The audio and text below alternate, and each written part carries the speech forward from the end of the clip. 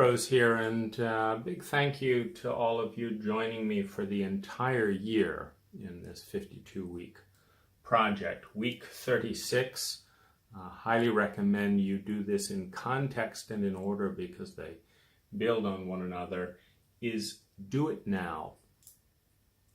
I'm reminded of this because I've just discovered a new network. And as I often do, I've completely lost what the network was, but it's a valuable enough network that I'll look it up. And it's called Genius Network. Genius Network on YouTube. And what I've been listening to is Dan Sullivan, which I'll talk about that in the coming chapter.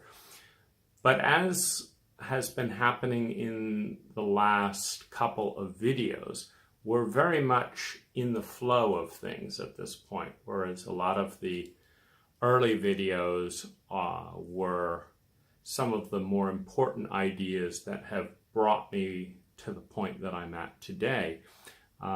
These videos are, I'm surfing them along with you, and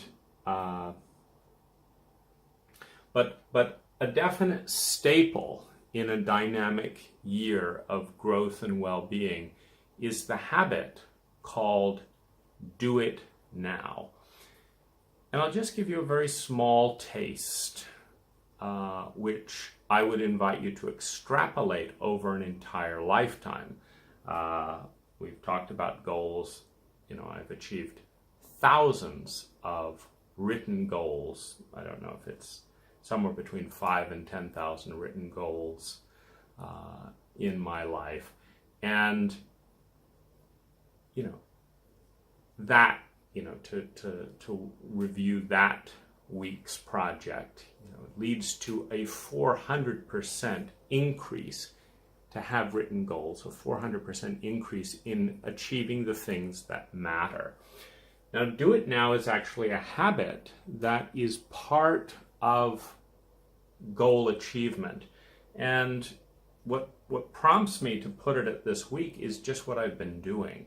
So I've been watching, I think it's Dan Sullivan, one of the coaches in this, what's it called again? Genius Network. And I was attracted to Genius Network by Peter Diamandis, seeing his name there, him having written one of the favorite books, which I'm going to talk about in the next video. I found it such an enjoyable workshop that I then started perusing through the other videos. And so today I've watched 3 Genius Network, so that's 3 hours of new ideas from mentors that I respect.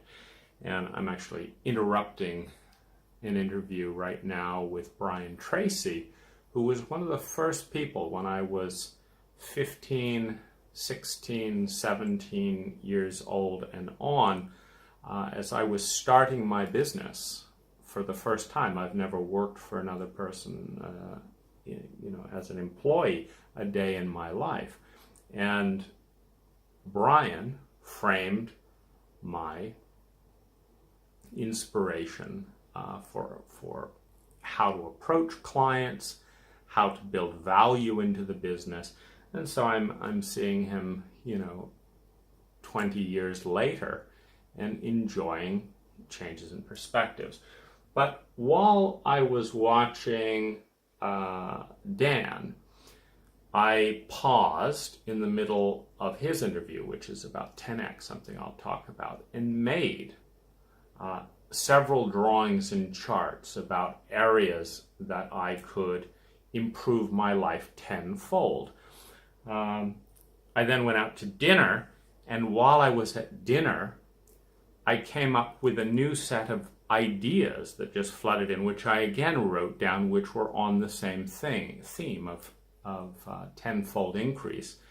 That has then pivoted to escalating, seeing the impact that that's had on my state. It's one of the most essential things in the human experience is what's called our state. And our state is primarily generated by the future. Our state is primarily generated by the future. Now, when we lack an imagination and direction, the future consists of remembering the past and projecting it forward into the future. When we have the facility to interrupt and differentiate ourselves from past cycles, the future still creates the present state, but we have the option of taking charge of that future and writing it. And this is when the future creates the future against a backdrop of idealism, of optimal thinking, of positivity, of creativity, as opposed to the past indirectly creating our state by being projected on the future. It's been pointed out, for example, that without the concept of time,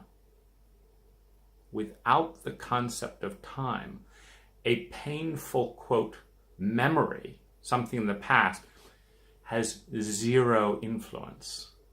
If there is not pain happening right this moment, without the concept of time, we feel absolutely wonderful. It's just like my dog and blissful play on the bed. But once you introduce the concept of time, what fear is the expectation and the anticipation that the most scary and painful moments of the past will cycle with the force of momentum and the same phenomena that created them in the past into the future. Now we are afraid of the future. Anyway, this is powerful material, and so I'm doing a lot of this habit today of do it now. It began with watching the first talk. It continued, to follow in, why I feel that the program on chauvinism was so important. Male chauvinism that values leading more than following, teaching more than learning, speaking more than listening. I'm speaking to you because I don't yet have the opportunity to listen to you. But I do have the opportunity, as I say, I'm receiving. And while I may receive more social status in most male chauvinist circles for being a competent speaker, I actually receive the most value from being a competent listener. The value I'm receiving today is 10% speaking this to you and 90% receiving it from my mentors, which is why I've created a whole week on the topic of mentorships. Because what I've received from Dan, from Tim Ferriss, and from Brian Tracy is threads of consciousness, threads of intention, threads of possibility that empower me to go into the future in a way that makes the future significantly more interesting and exciting to me, that brings it through the exercises I've been doing into a point of crystalline awareness that I can believe in because I can see it. And I can see it because I can now imagine it. And I can imagine it because I've written it. And I can write it because I've received the gifts from my mentors, for which I am very grateful. And this is a remarkable time. I wrote in one of the comments on the Genius Network, it's a remarkable time because I don't have to be a millionaire or a billionaire flying halfway around the world and getting in traffic and this and that and the other to show up in the room where this is being recorded. I don't have to spend that money, to spend that jet fuel in the environment, to wait the time. I can, as I'm doing some playing with sleep cycles, etc. right now, I can be in that state where my mind is alert and my body is resting. And in the peace and uninterrupted serenity of my own dimly lit bedroom, I can fly in my imagination to these presentations. And with the tap of a wireless Bluetooth mouse in my bed in complete comfort, with a with my tablet. I love the Samsung Note series, for the ability to record all these notes in my own hand in an organic way. I can just pick up and work on something and pause and start, just like I've paused Brian to talk to you.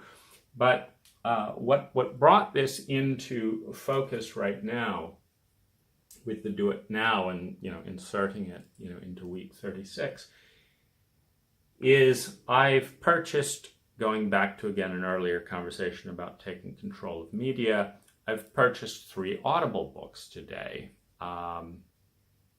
Stranger in a Strange Land, recommended by Tim Ferriss. Thinking Slow and Thinking Fast, recommended by Tim Ferriss. And one other book about an entrepreneur. What's it called? It's actually the book I'm most interested in, but I completely forget. You'd have to watch Tim Ferriss on the Genius Channel. But in each case, as Tim is recommending books, as I have built up my 500 Audible library, a $5,000 investment that has already earned me $200,000 in increased profits and leads to me having this lovely 4-month holiday in Thailand, is this Do It Now. So those books are ordered, number 1. Number 2, they're downloaded. Number 3, I'm excited to listen to them. And number 4, I'm subscribed to the channel. Number 5, what better thing with the habit of Do It Now than to get up and do it now. So I get up and make the video as soon as I realize, oh yes, I haven't mentioned Do It Now in this thing. And that was actually something I believe I picked up from Brian Tracy. Do it now, do it now. Decades ago. And my email box has right now 2, maybe 3 emails in it. So I get up to update my list, because this year-long project has a list, where I keep track of the titles of every week, 52 weeks. And so I update the list. When I turn on my computer, there is a note from my app developer who's helping do a nonprofit app with the goal of having I'm taking, again, a gift from Elon Musk. Do things you think will likely fail, but that are important enough to fail doing. Don't do things because you're sure they'll succeed. Do important things that, if they succeed, are going to be important. And if they are not, if they don't succeed, we will learn something and can try again. And so I'm doing an app with a goal of helping 1 million people improve their well-being. I consider I have a 2 to 10% chance of success. But because there's nothing else that I'm doing that can help, has a, even a 2 to 10% chance of helping 1 million people in a meaningful way, it's the most exciting project, the project that I will likely fail at, but which I am learning, and it's already pivoting. What I've already learned in the 6 months of moving in and out of this, process, is technology and things that are going to help me with the next app that probably has about a 50% chance of success and is not as important. It has a higher chance of success and it's less important. This is a lower chance of success, very, very important. And so the app developer is sending questions. So I immediately respond to that because I don't like it when I have unanswered email. So I receive this email, I send him an email, I send my virtual assistant an email, and I'm back to 2 or 3 emails. Then I open the list as I planned and go ahead and make it. And while I thought of doing this, then I thought, well, why don't we do a 10x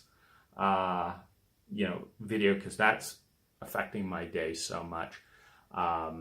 So I'm going to do that as well, and why not do it now? So I'll see you in a week, which for me will be in just a few minutes, for week 37. The habit basically, use Stephen Covey's prioritizing system to do what is urgent and important first, do it now, urgent and important. But next, practice the do it now for the non-urgent but very important. And don't use discipline to discard the very urgent but completely irrelevant and unimportant aspects of, that come into your life. So get rid of those things immediately. Immediately say no. Immediately push that out. Immediately close the door. Immediately turn off the phone when urgent, unimportant things come in. And immediately do the most urgent and important, followed by the important and not urgent. If you do something now, I'd love to hear about it. And my hat off to you. Thanks for watching.